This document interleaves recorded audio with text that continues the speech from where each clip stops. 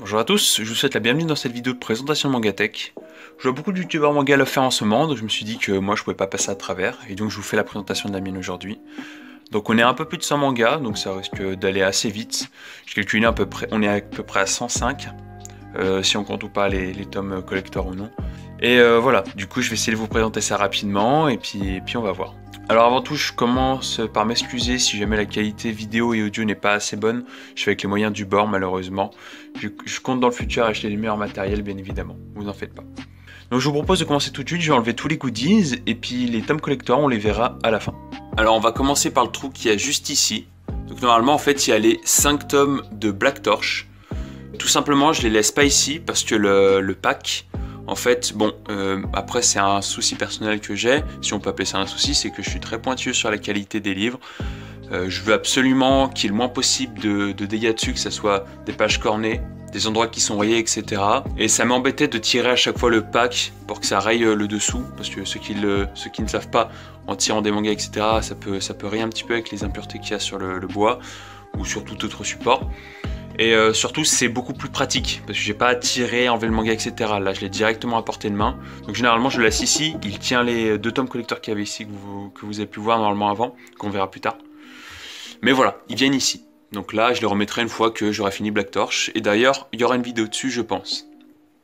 On enchaîne ensuite avec les 2 premiers tomes de Ki-e-i. Donc personnellement je n'ai pas du tout accroché. C'est une série que je ne conseille pas forcément si vous êtes mordu des mangas en général. Après, bon, j'ai pris parce que voilà, c'était le manga d'un youtubeur français assez connu, etc. À l'époque, ça me faisait plaisir de les acheter pour ça, pour lui donner du soutien. Aujourd'hui, voilà, je me suis arrêté au tome 2 parce que vraiment, je pensais que dans le tome 2, ça allait être un peu mieux que le 1, mais je vais pas vous mentir, je me suis pas mal ennuyé.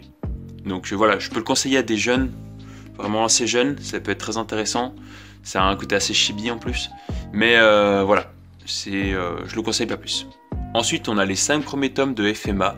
Donc FMA, très bonne série, qui vit très bien à mes yeux. Donc normalement, il y en a un peu plus de 20 si je dis pas de bêtises, mais je les ai pas tous parce que bah déjà, je n'avais pas la possibilité d'avoir après le 5, parce que c'était vendu par 5. Et en plus, ils sont assez rares à trouver. Donc voilà, je peux les trouver, mais bon, j'ai pas envie de débourser un prix très élevé. Donc pour le moment, on est à 5, mais je compte la terminer. Ensuite, les 2 premiers tomes de One Punch Man, donc je les avais achetés parce que tout simplement, je voulais me mettre au manga. J'avais commencé parce que l'anime, voilà, hein, il était en pause. Hein. Il fallait attendre la sortie des saisons qui suivaient. Mais j'ai voulu continuer un manga et j'ai commencé en me disant pourquoi pas, ça serait sympa d'acheter les tomes en papier. Mais au final, j'ai pas continué, tout simplement. Parce que voilà, relire la saison 1, ça m'a pas forcément botté. Et en plus de ça, pour moi One Punch Man devient très vite redondant en fait. Enfin bref, il y aura peut-être une vidéo aussi dessus à l'occasion. Ensuite, les 3 premiers tomes de Tokyo Ghoul. Donc Tokyo Ghoul c'est très controversé niveau goût. Moi personnellement ce que j'en dis c'est que je comprends le fond de moralité de Tokyo Ghoul. Il n'y a aucun souci, mais personnellement après la saison 1, je ne suis plus vraiment intéressé. Et surtout que je n'apprécie vraiment pas le personnage de Ken Kaneki qui me gêne beaucoup, à beaucoup de moments, malheureusement. Mais je peux vous le conseiller, du moins la première saison. Ensuite, les 2 premiers tomes de Berserk. Donc Berserk, j'ai pas besoin de vous refaire une présentation. C'est du très bon. En revanche, j'ai arrêté Berserk tout simplement. Alors ça peut paraître absurde, mais à cause de sa communauté en fait. Je suis tombé sur beaucoup trop de gens, entre guillemets, dans la mangasphère assez toxique. Je ne fais pas de généralité, bien évidemment. Il y a de très bons fans de Berserk. Mais disons que sur ceux sur qui je suis tombé, il y en avait beaucoup qui étaient pas vraiment ouverts à la conversation et ça me gênait pas mal. Et par du coup effet papillon, j'ai arrêté le manga, je dois être au tome 20 et quelques, je sais plus exactement. Ensuite on enchaîne sur du Pika. J'ai pas précisé mais avant on était sur Kurokawa et Glénat. Ici on rentre sur Pika. Donc voilà, on enchaîne du coup sur Sankarea. J'ai le complet, j'ai les 11 tomes. Donc c'est le vrai premier manga que j'ai fini entièrement. Très honnêtement, il a une très grande valeur sentimentale pour moi. Parce que c'est vraiment un manga qui m'a énormément impacté. Je me rappelle à la fin du tome 11, j'ai carrément été ému de savoir qu'il était fini, que je ne pourrais pas le continuer à lire. Ça m'a vraiment touché. Et très sincèrement, je le conseille énormément. Je sais que si je l'aurais aujourd'hui, j'aurais pas forcément le même point de vue, vu que j'ai pris en âge, j'ai pris en maturité, etc. Forcément avec le temps. Mais je pense que je vais quand même apprécier la lecture parce que c'est quand même du très bon. Et sincèrement, moi je mets un 10 sur 10 sans hésiter. Voilà. Sankaria, je conseille fortement, surtout en manga. Et oui, parce que l'anime n'est pas fini en fait. Voilà, donc je vous conseille fortement le manga. Ensuite, on enchaîne sur les 11 premiers tomes de Nanatsu. Donc j'ai découvert Nanatsu en feuilleton. Les petits carnets qu'on vous donne des fois dans les magasins de manga. Donc à l'époque, c'était pas encore sorti, c'était tout neuf. J'avais plutôt accroché, donc j'avais commencé à acheter les mangas pour les lire. Après est arrivée la saison, donc j'ai arrêté de les lire et j'ai continué en animé. Mais très honnêtement, je suis très déçu. Surtout de la fin, je suis vraiment déçu de Nanatsu. Donc je conseille, disons, jusqu'au premier voire deuxième arc. Après, il faut arrêter. À mes yeux, il faut arrêter. Ensuite, on a ici les trois tomes. Donc c'est un petit peu aléatoire de Yu-Gi-Oh! Parce qu'en fait, je vous expliquerai pourquoi plus tard. J'ai 3 tomes comme ça aléatoires, tout simplement parce que avec un pack Naruto que j'ai acheté, j'avais une réduction sur un nombre de mangas achetés. Je vous expliquerai ça juste après. Mais j'ai le 3, le 5, le 6. J'aimerais les finaliser parce que Yu-Gi-Oh! C'est un manga, bon bah on va dire que c'est un classique dans la manga sphère. Ça apporte du très bon en moralité, c'est très original. Après, on va pas se le cacher, bon, c'est un shonen pur sang, voilà. Mais c'est très bien. Je le conseille, si vous êtes jeune, surtout, je vous le conseille. Ensuite, Senseiya, donc les Chevaliers du Zodiaque. Donc ici, c'est l'ancienne édition. Voilà. C'est les très vieux dessins. De toute façon, ça a toujours été très vieux hein, dans tous les mangas. Mais c'est l'ancienne édition. Et Senseiya, bon bah voilà. J'ai apprécié. J'ai trouvé l'animé assez long à certains moments, avec des scènes beaucoup trop rallongées.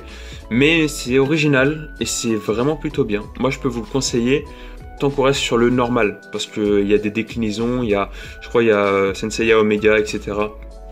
Moi, je vous conseille de rester sur celui de base. Je le conseille surtout parce que c'est un classique, tout simplement. Sinon, je pense que je le conseillerais pas dans le sens où c'est du revu en fin de compte. Même si il était un des premiers à aborder ce sujet-là. Ensuite, les 4 premiers tomes de Black Butler. Donc ça a fait un bruit à l'époque quand l'anime est sorti parce que Black Butler c'est une très bonne qualité d'écriture. C'est vraiment très bien. Après forcément, beaucoup de références yaoi vu que son créateur est un ancien dessinateur de doujin yaoi. Donc voilà, il y a beaucoup de références à ça, mais c'est du très lourd. Il n'y a aucun souci. C'est shonen voire seinen à mes yeux. Très amplement, je le conseille très fortement. L'animé, si vous le regardez, regardez que la saison 1, voilà, regardez pas la saison 2, sachant que ça suit pas vraiment le manga. La saison 2 ça la suit pas du tout, la fin de la saison 1 ça le suit pas non plus. À vous de voir, moi je vous dis la saison 1 est très bien, vous pouvez y aller les yeux fermés. Et sinon, le manga. Alors j'en ai pas parlé mais je compte juste finir la collection quand il sera fini. Donc parce qu'actuellement c'est toujours pas fini et c'est très long. Mais je compte finir Black Butler la collection et puis pourquoi pas m'y remettre. Donc après ici du coup on a le bundle de Black Torch, donc je suis en train de lire. Shonen plutôt sympa, actuellement j'en suis. Par contre c'est très revu, on va pas se le cacher. Mais ça reprend bien les bases, donc honnêtement j'aime plutôt bien. Donc je vous ferai une petite analyse dessus peut-être si ça m'a vraiment plu à la finalité. Toujours chez Kana, alors oui je l'ai pas précisé encore une fois en passant chez Yu-Gi-Oh! Mais on est chez Kana, parce que moi j'ai rangé, hein, pour ceux qui l'ont pas remarqué, ma bibliothèque par maison d'édition. Donc chez Kana, Assassination Classroom, et j'ai vraiment apprécié Assassination Classroom en fait. C'est très original, c'est très bien écrit, c'est plutôt bien, franchement il n'y a aucun souci là-dessus. J'ai pas fini la collection parce que l'anime est sorti, j'ai préféré le finir en animé. Mais je compte le finir en manga dans la collection, tout simplement parce que ça vaut le coup. Donc moi je vous conseille Assassination Classroom si vous l'avez pas vu. On passe ensuite à Bakuman, donc c'est un des 3 mangas d'Oba Obata, le fameux duo Death Note, Platinum Man, etc. que tout le monde apprécie, de par sa qualité de dessin et la qualité d'écriture. Après en ce moment je trouve qu'il décline pas mal Oba Obata, niveau surtout l'écriture, mais niveau dessin ça reste toujours aussi bien. Bakuman, pour revenir dessus, c'est du très lourd. J'ai jamais fini, parce que voilà, honnêtement je trouvais ça trop peu dynamique à mes yeux, si je puis dire. Après c'est du très lourd, je compte le finir un jour parce que vraiment c'est très bien ordonnancé. Ça raconte l'histoire de 2 jeunes qui veulent devenir mangaka Et ça en apprend énormément sur le métier de mangaka au Japon, comment ça marche, etc. Ça a un côté éducatif que j'aime beaucoup, donc je peux vous conseiller très fortement. Voilà, donc ne prenez pas des pincettes, vous pouvez y aller. Ensuite les Naruto, donc là évidemment comme je vous disais, avec les Yu-Gi-Oh et les Senseiya, j'ai eu un pack où en fait bon le manga d'occasion, j'ai mélangé occasion et neuf dans la mangatech. En fait à l'unité c'était pas intéressant, mais par pack c'était très intéressant le prix, donc je les ai achetés. Je compte finir Naruto en manga du moins jusqu'à Pain. Après Pain, si j'ai les moyens, je continue la collection parce que Naruto, bon bah c'est un précurseur de mon enfance, c'est un des premiers longs mangas que j'ai lu, sachant que le premier est Bleach. Mais personnellement, Naruto, j'ai vraiment bien accroché. Après, forcément, il y a eu des hauts et des bas.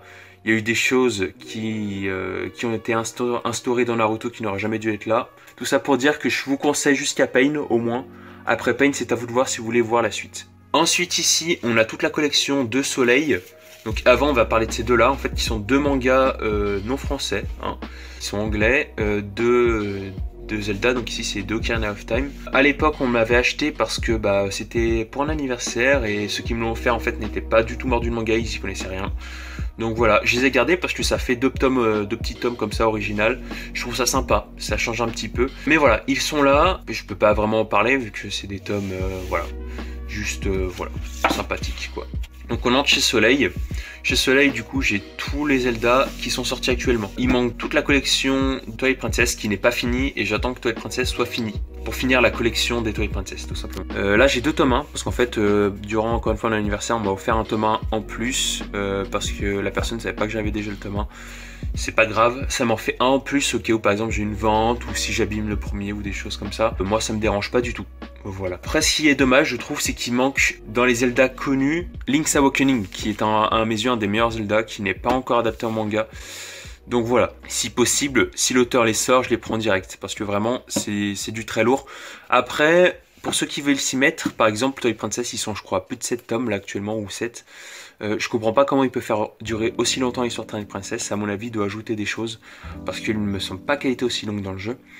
Et pareil pour les Ocarina of Time par exemple et les Force World, l'histoire est légèrement modifiée pour que ça soit plus romancé, mais ça reste cohérent avec le jeu, donc je vous les conseille très fortement si vous êtes comme moi fan de la licence Zelda.